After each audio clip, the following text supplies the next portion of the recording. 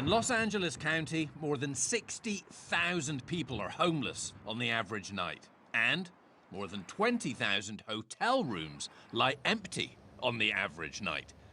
See where this might be going? It's insane. It isn't going to solve the problem. We think this is one part of the solution. By no means do we think this solves the homelessness crisis. But do hotels have a role to play? Of course they do.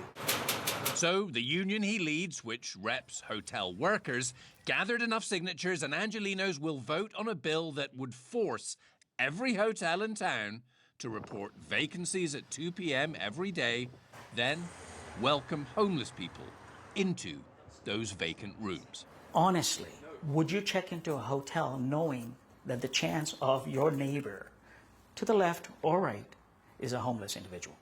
Manoj Patel voluntarily rents some rooms to homeless people who are vetted and paid for by a local church, but he's against this bill that would make that mandatory.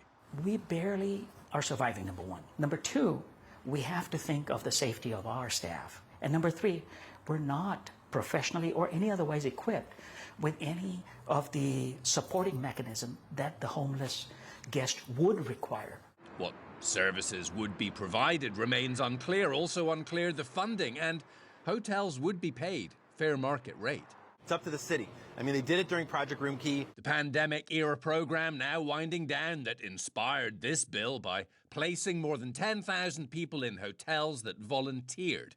Sean Bigdelli among them. Well, first of all, it's a blessing. It's a great room. The technology is not up to par, but, you know, what technologies do you have in a tent? This bill would also force developers to replace housing demolished to make way for new hotels, and hotel permits would be introduced, as well as making every hotel from a Super 8 to the Biltmore accept homeless people as guests. I don't think that's a good idea. Why not? Maybe for some, but, you know, there's a lot of people with untreated mental health, and some people do some damage to these poor buildings, man. This happened in Manoj Patel's motel. And she marked all walls, curtains she burnt. Thank God there was no fire. Even marked the ceiling. Opponents of housing the homeless in hotels fear this, and fear tourists could be put off from even coming to LA. I wouldn't want my kids around people that I'm not sure about. I wouldn't want to be in an elevator with somebody who's clearly having a mental break. The idea that you can intermingle homeless folks with paying normal guests, it just doesn't work out. We don't want to head backwards into the segregated South, but that's kind of the language that they're talking about. There's a certain class of people, less than humans, animals they almost describe them as, to be honest with you. They don't seem to understand who the unhoused are. We're talking again about seniors, students, working people. That's who the voucher program would benefit the most.